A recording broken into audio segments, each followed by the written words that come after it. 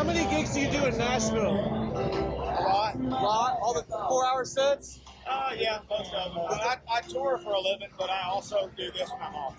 Do they pay you? Does the house pay you, or just all tips? It's a little bit, not much, but it's gas money. Thank you. Here at the airport, just got some snacks. Woo! I already gave a business card out to the guy who works here. He waved at me. He's an ORU student. He saw my hat. That's why you always wear your ORU bling. You never know. Made it to Nashville. Looking dapper in my new car. Traveling the streets of Nashville was crazy. This is Broadway, where nearly 60 bands perform from 10 a.m. to 2 a.m. nearly all year long. I got to tour several studios and see what they're doing now currently. I went to several performance halls and got to witness several performances. I got to see how they live stream their events and their offices where they work, and hang out with some of the lead producers in Nashville. Don't worry, you're just gonna be on YouTube tonight. While all the bands here are cover bands, I also got to tour some of the studios where they get to do original music, and that was really cool. Here at Third Man Records. I don't know what the third man is, but I don't know who the third man is. Paul and John?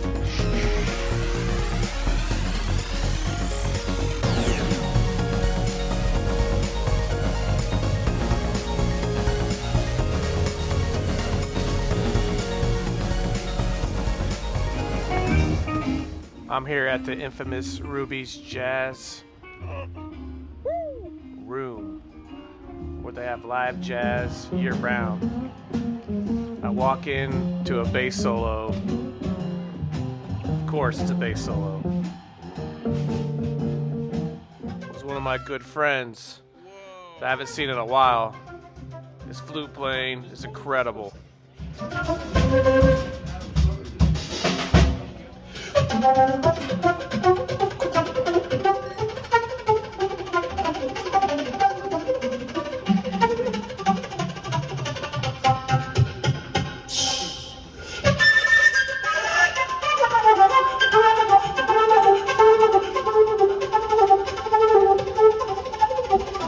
Yeah! Woo!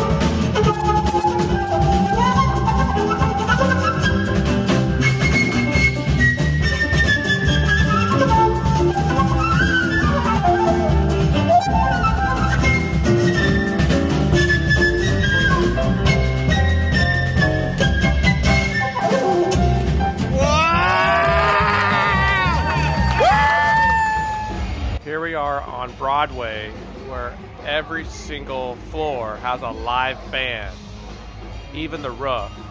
They keep the windows open so people know they're there.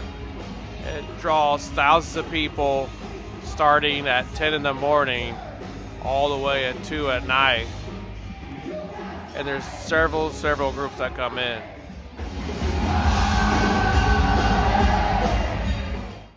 Every single one of these bands plays about a 4-hour set.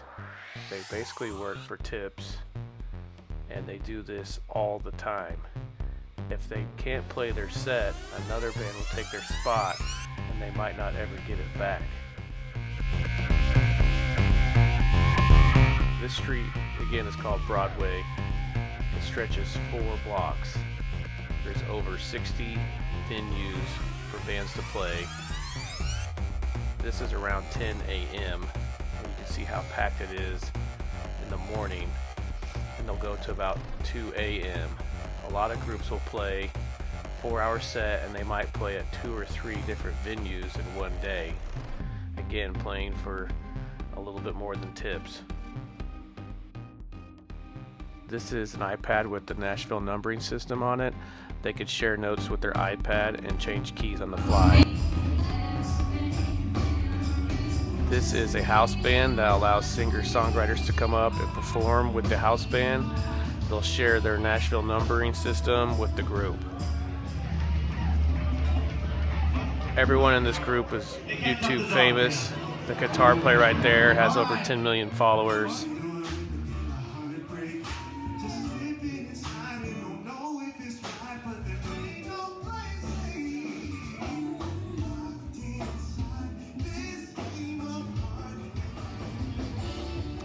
There's this keyboard player is famous on YouTube for how he's keeping his dog in his backpack. He plays all of his solos with his dog.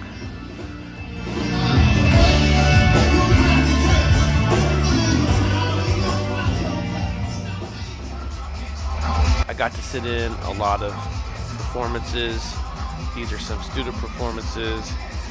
I got to talk to a lot of the faculty and students from some of these performances and learn a lot from how they feel Nashville treats them and what Nashville could do for them.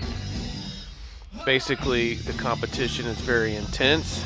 Everyone is a singer-songwriter, and no one really sticks out as special. When I talked to a lot of these students, several of them told me that they didn't feel like they were really good compared to everyone else.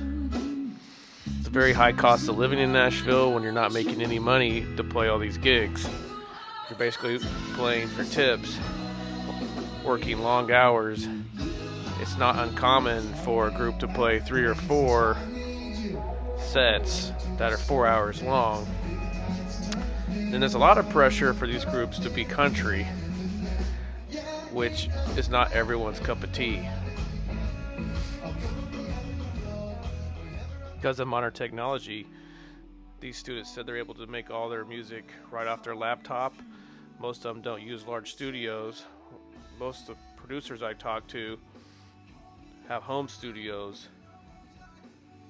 These students put all their music on Spotify and Apple Music, have distributors, and try to gain fans through social media to help them further their career and market themselves.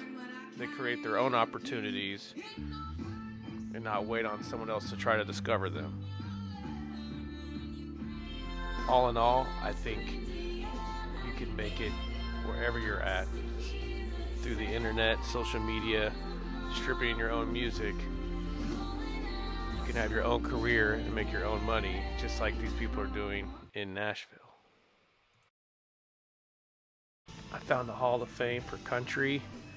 I saw Michael W. Smith on the Walk of Fame for country.